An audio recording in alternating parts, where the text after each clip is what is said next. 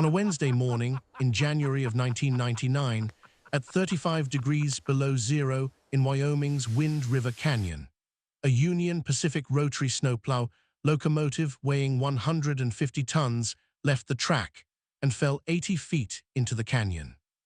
Before we go any further, if you don't want to miss stories like this one, hit subscribe and turn on notifications right now. We put out a new story every single day. Old machines, quiet men, and the moments when everyone else was wrong. The next one is just as good as this, maybe better. Now let's get back to Frank. The Wind River Canyon cuts through the Owl Creek Mountains in north-central Wyoming, a 60-mile passage where the Wind River has spent 20 million years carving through granite and limestone to create walls that run 300 to 400 feet above the canyon floor. The Union Pacific Line runs along the canyon wall, track cut into surfaces that early surveyors called impassable, maintained year-round in conditions that would have stopped construction if the builders had fully understood what they were attempting. The rotary snowplow locomotive was running a clearing pass on January 12th ahead of a freight consist. What wasn't standard was an ice formation on the track that had built up over 3 nights from a seepage point on the canyon wall, water from a subsurface source that froze layer by layer into a shelf extending 6 inches above the railhead. 6 inches was enough. The plow's forward truck hit the ice formation at operating speed, jumped the rail, and the momentum of 150 tons carried the machine off the track edge. It bounced off the first ledge, rotated 90 degrees, and came to rest wedged between 2 granite formations on the second ledge system, 40 feet above the river and 40 feet below the track. The 2-man crew got out, both injured, neither critically. Union Pacific's chief recovery engineer, Marcus Webb, arrived by mid-morning with 2 modern hydraulic cranes and a cable system rated for 200 tons. His assessment was direct. Temperature is the problem, Webb told Division Superintendent Karen Holloway. Our hydraulic cranes are rated to -20 Fahrenheit. We are at -35. The hydraulic fluid has thickened beyond operational parameters. We attempted a test operation, 40% of rated pressure before thermal shutdown. The cable system, mechanical, could theoretically operate, but the canyon wall between the track and the ledge is 65 to 70 degrees of sheer granite. I need wall assessment before any cable recovery, and that requires rappelling teams I'm not authorized to send in these conditions. Timeline. Weather Service says possible Chinook in 12 to 14 days. We wait for temperatures above -20, then we operate. Holloway did the math. The railroad was losing $180,000 per hour in delayed freight. 12 days was $52 million. Find me something else, she said. That afternoon, a Riverton yard worker mentioned a name. Frank Washakie. Webb called. Frank answered on the second ring and said 4 words. I'll be there tomorrow. Let me tell you about Frank Washakie, because you need to understand the man before you can understand what he did. Frank was 79 years old in 1999. His full name was Franklin Washakie, and the last name was not coincidental. He was the great-great-grandson of Chief Washakie, the Eastern Shoshone leader who had guided his people through the reservation era with strategic wisdom that historians still study. Chief Washakie had signed the Treaty of Fort Bridger in 1868, securing the Wind River Reservation. He'd watched the 1872 executive order reduce it by 3 million acres. He'd petitioned, written letters, sent representatives to Washington, and received in return careful government language that acknowledged without remedying. He'd kept his people on the land that remained. Frank had grown up on the Wind River Reservation, knowing the canyon the way Shoshone people had known it for thousands of years, not as a transportation corridor, as a living system with specific thermal behaviors, wind patterns, geological rhythms that his family had observed across centuries of winter hunting. His grandfather, Joseph Washakie, had bought the 1948 Sterling S-Series wrecker at a lander equipment auction in 1951. Military surplus, built for the Army Corps of Engineers extreme terrain operations, modified for cold weather service. All mechanical systems, no hydraulics, no electronics, gave it an operating envelope that civilian equipment couldn't match at temperature. Frank had taken over in 1971 and run Washakie Canyon recovery for 28 years.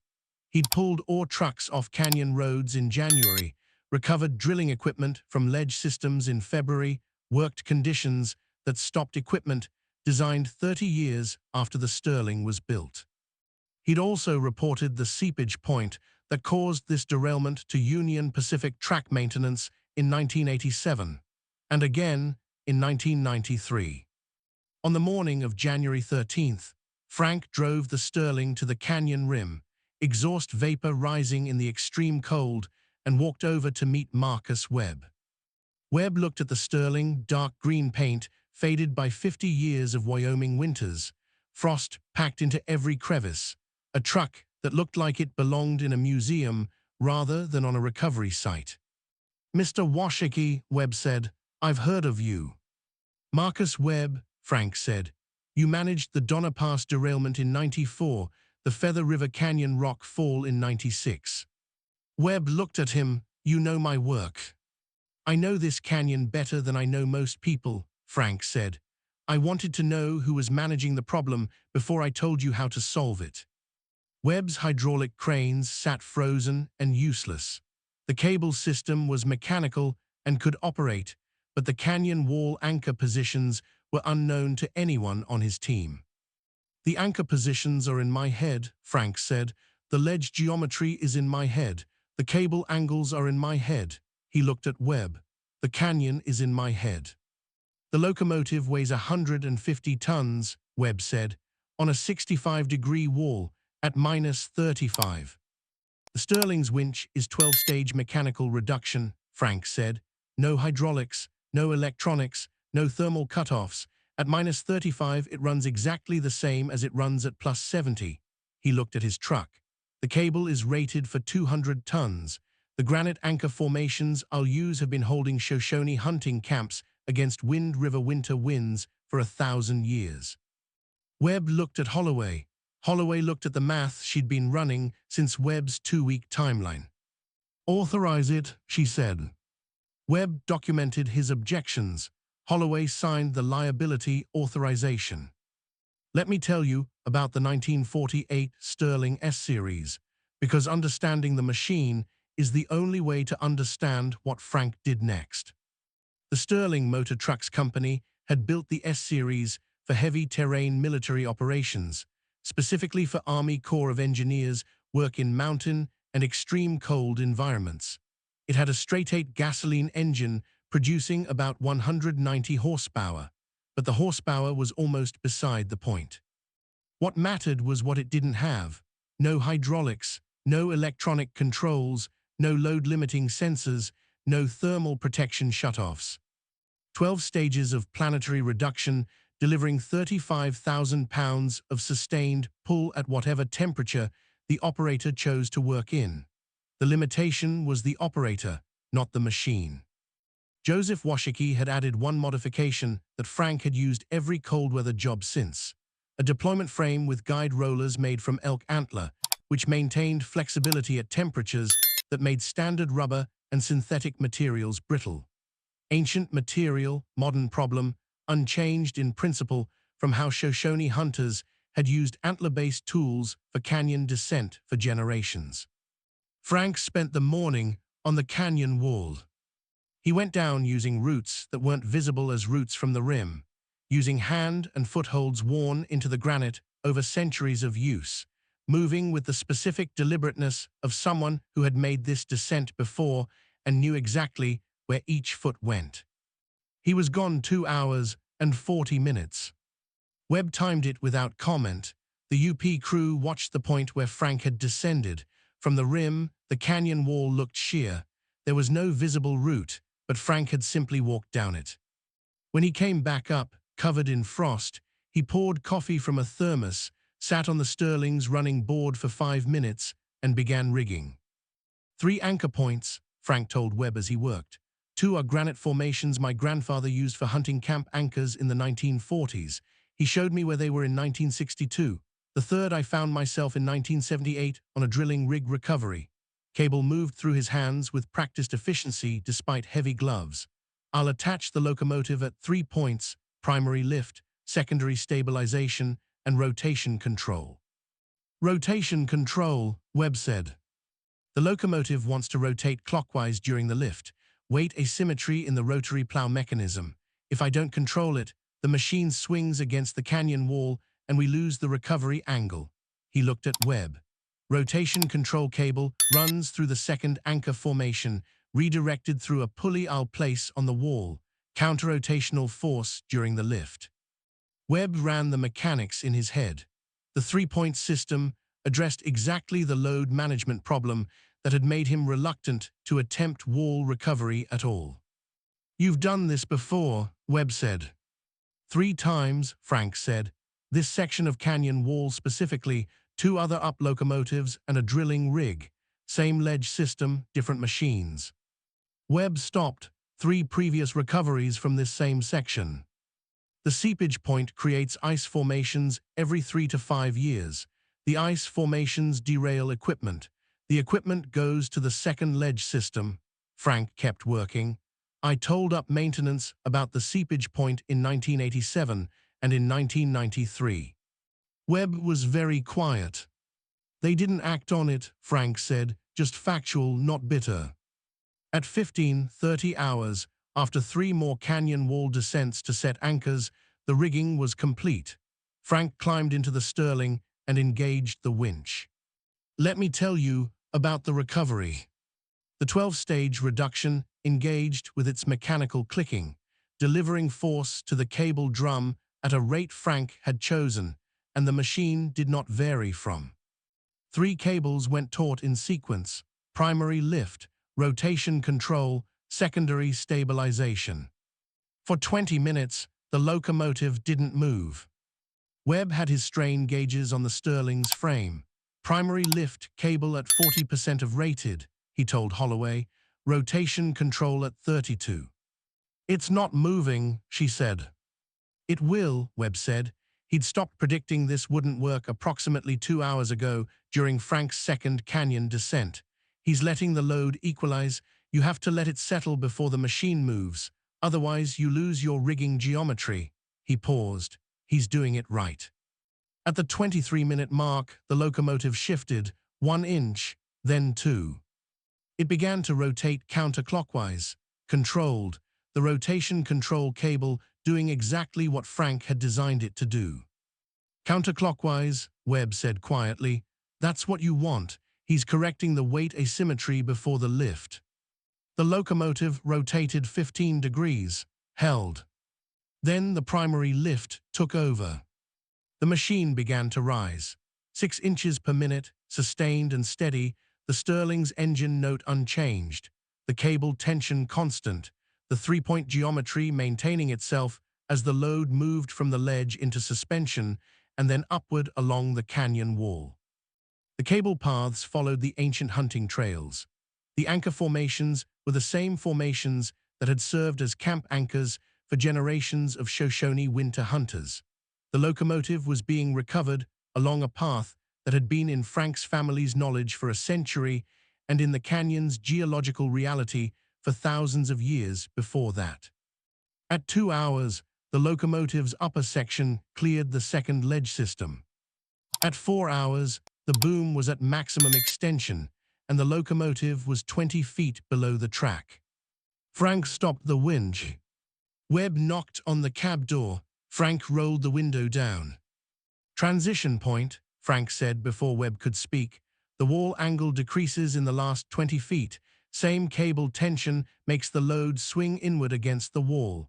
He pointed at 2 positions below the track edge. I need to reposition those 2 snatch blocks. 45 minutes. You calculated that from this morning's assessment. From the 1993 recovery, Frank said, same section of wall. I continued past the transition point without repositioning. The locomotive swung into the wall, had to restart the lift from the secondary ledge. He climbed out of the cab. Don't make the same mistake twice. He descended for the fifth time that day. -39 now, sun already low, canyon in deep shadow. Frank spent 40 minutes repositioning the two blocks, came back up, frost-covered, moving a bit slower than the morning, climbed back into the Sterling without comment. 22 minutes later, at 19:47 hours, the locomotive rolled onto the canyon road. The sound of 150 tons of steel finding solid ground carried in the canyon for several seconds. Deep, resonant, final. Webb stood at the Sterling's door as Frank climbed out. "The transition point reposition," Webb said. "You knew that from 1993. "Yes, sir." "How many times have you recovered from this specific wall section?" "Including today, 4 times. Frank began coiling cable. "The same problem, the same solution, 4 times. "You told up maintenance twice about the seepage point." "Yes, sir." "Why didn't they fix it?" Frank looked at the canyon, at the section of track where the ice had built, at the frozen river far below. "Because fixing it required believing someone who knew this canyon better than their own engineers," Frank said. "That's harder than it sounds." Holloway shook his hand. "Name your price," she said. "Standard contractor rate." "That's not adequate." "Then authorize a donation on top of it," Frank said. "Eastern Shoshone Cultural Center in Fort Washakie. They're documenting traditional ecological knowledge from elders. Wind River Canyon specifically, the thermal patterns, the anchor formations, the seasonal behaviors. Things my grandfather taught me that no geological survey has captured." Union Pacific authorized $50,000 before Frank had loaded his last cable. But the story doesn't end there.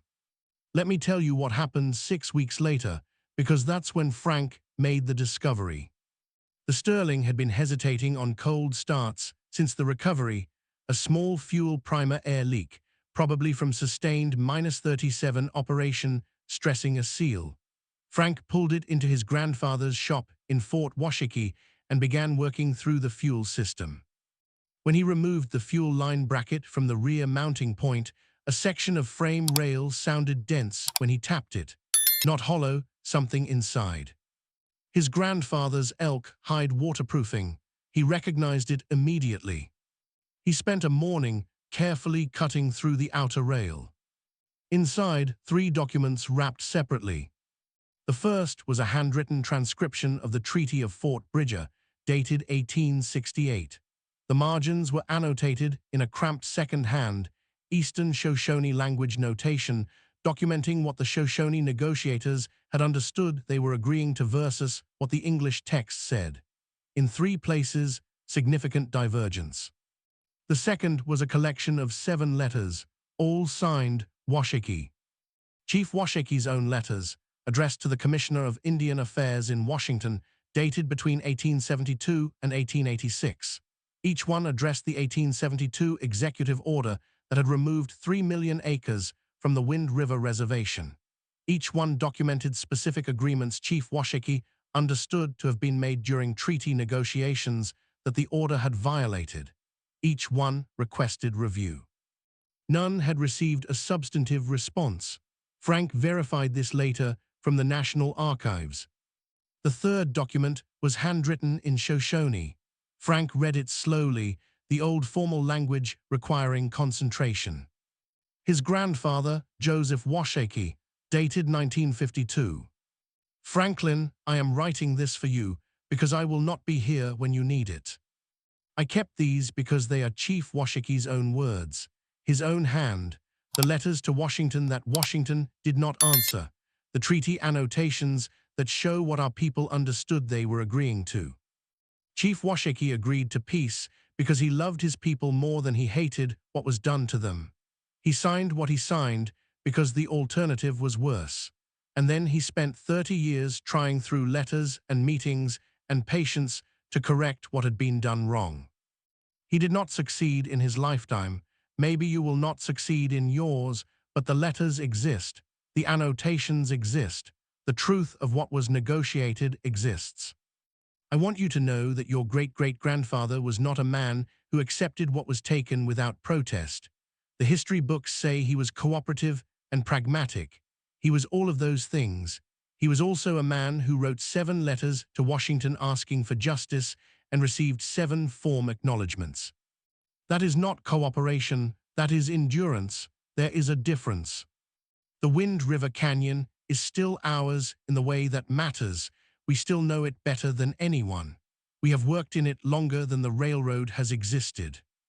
The land they can survey and map and cross with railroad tracks. The knowledge of the land has never left our family. That is what they could not take.